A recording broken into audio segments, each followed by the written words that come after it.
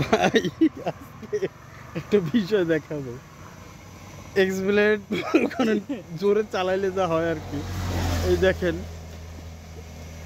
এই দেখেন কি অবস্থা হয়েছে। পিছনের পিছনের একটা ব্যাগ ছিল, যেটা হচ্ছে ওই যে মানে আমার ওই সারি গেটটা নাই, এর জন্য এই টায়ারে বাজছে। তারপর আজকে এই অবস্থা। তার কোনো হুঁশ ছিল না। আজকে আমার সাথে হেলমেট ছিল, হেলমেটটা পড়ে গেছে। মানে এক্সব্লেড বাইক এতটা গতি, অসাধারণ গতি। মনে করেন ওকে ব্যালেন্স করতে আর একটা লোক মানে এইরকমের প্রয়োজন হয়। যাই হোক, এখন আমরা যাচ্ছি বরিশাল থেকে পিরিজপুরে। তো ওকে বলছি যে একটু সাবধানতার অবলম্বন করে চালাতে, যত সেফ ড্রাইভ করবে তত ভালো। কারণ এটা জোরে চালানোর জন্য এই সমস্যাটা হয়েছে। আমার একটা হেলমেট গেছে পরিয়া, তারপরে এই ব্যাগটা ক্ষয় হয়ে গেল। এরকম আমার আরও একটা সমস্যা হয়েছে। একবার আমার একটা জ্যাকেট ছিল, অনেক দামি একটা জ্যাকেট। সেই জ্যাকেটটা আমি অপশনে নিয়েছি, কিন্তু আসলে জ্যাকেটটা আমার নষ্ট হয়ে গেছে।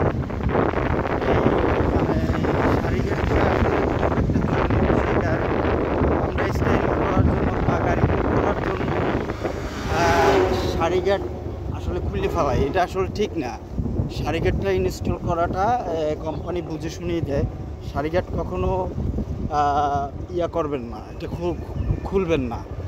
কারণ দেখা যায় যে আপনার পিছনে ওয়াইফ নিলেন, অথবা আপনার মা বোন, মানে মহিলা টাইপের যারা আছে তাদেরকে যদি আপনি নেন, তাহলে দেখা যাবে তারা শাড়ি টাড়ি পরলে বা তাদের ওড়না এগুলো মনে করেন যে এই শাড়ি গার্ড যদি না থাকে তাহলে একটা দুর্ঘটনা ঘটতে পারে। সো বি কেয়ারফুল, এইটা কখনো আপনারা খুলবেন না। আজকে জলজন্ত আমি প্রমাণ দিলাম।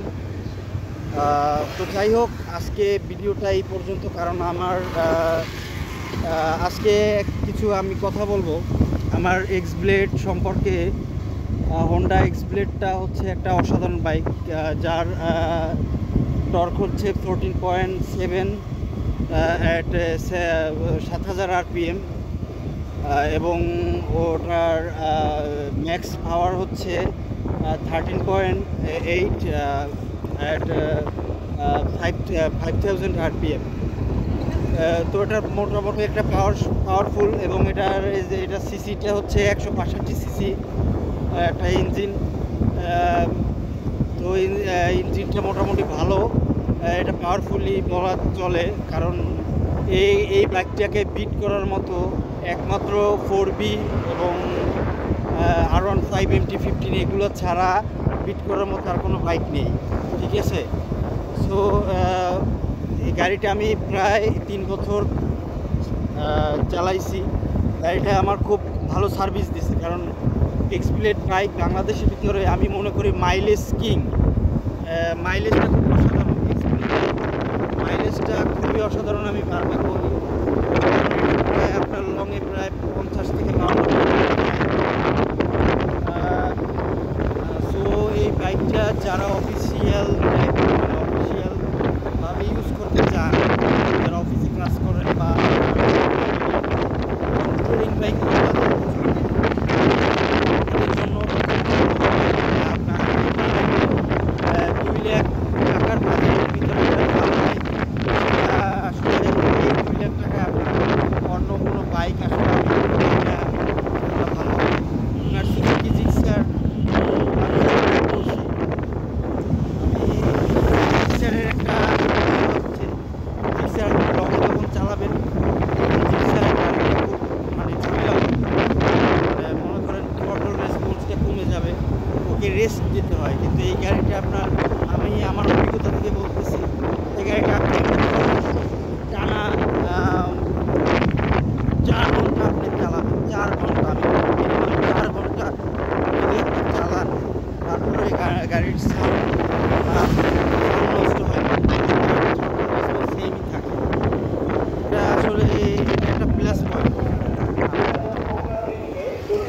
আর বিষয় হচ্ছে এটা আপনার 1000 ml হতে পারে।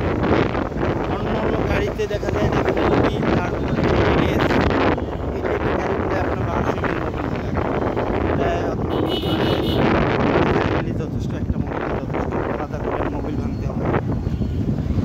এই তো আমি গাড়িটা রেখে দিচ্ছি, গাড়িটা ছেড়ে দিচ্ছি এই কারণে এটা আমার মানে আমি 2 বছর চালাইছি এটা। এর আগে আমার একটা পালসার ছিল, এর অনেক গাড়ি চালাইছি।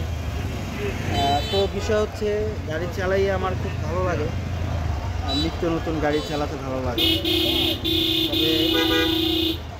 তবে এখন একটা যে আমি গাড়ি নিতে চাচ্ছি সেটা জিক্সারের FI গাড়িটা আমি আসলে ওটা চালানো হয় নাই কখনো, মানে ওইভাবে।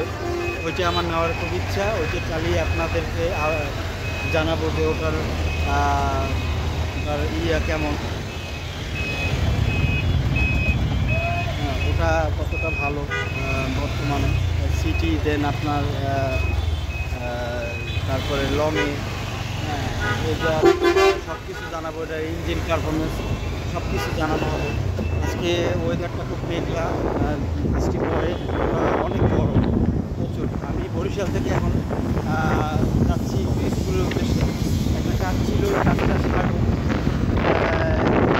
আগে একটা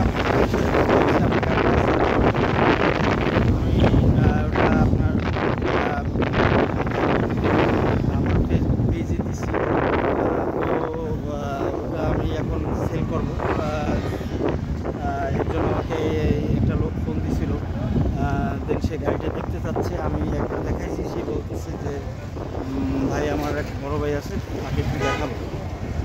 এই তো যেহেতু তাকে একটু সময় দেওয়া, আরও অনেকে নক করছে কিন্তু আমার প্রাইজের সাথে তাদের প্রাইসটা যাচ্ছে না, এর জন্য আমি তাদের কথায় বাধ্য হই না। যাই হোক, ভালো থাকবেন, শুভকামনা রইল আপনাদের জন্য। আর আমার চ্যানেলটা অবশ্যই আপনারা সাবস্ক্রাইব করবেন। আপনাদের সাবস্ক্রাইবের কারণে আমি আরও বেশি বেশি করে দিতে পারবো। আর আমি এখনও মানে করার মতো আমার ইনস্ট্রুমেন্টস এখনও হয় না, রেডি হয় না।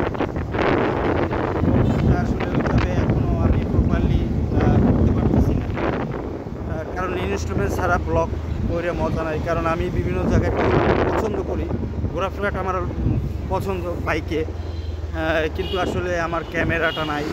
ক্যামেরার কারণে আমি আসলে এখন নিজে ট্রাই করে যে ক্যামেরায় কিছু আপনাদের সেই সম্পর্কে, জায়গায়, আদার্স অন্যান্য কিছু সম্পর্কে যে বলবো সেই ধারণাটা নাই, মানে সেইটা আমি করতে পারতেছি না। তো যাই হোক, ভালো থাকেন, সুস্থ থাকেন, আর আমার চ্যানেলসটা অবশ্যই আপনারা সাবস্ক্রাইব করবেন। সবাই ভালো থাকেন, আল্লাহ হাফেজ।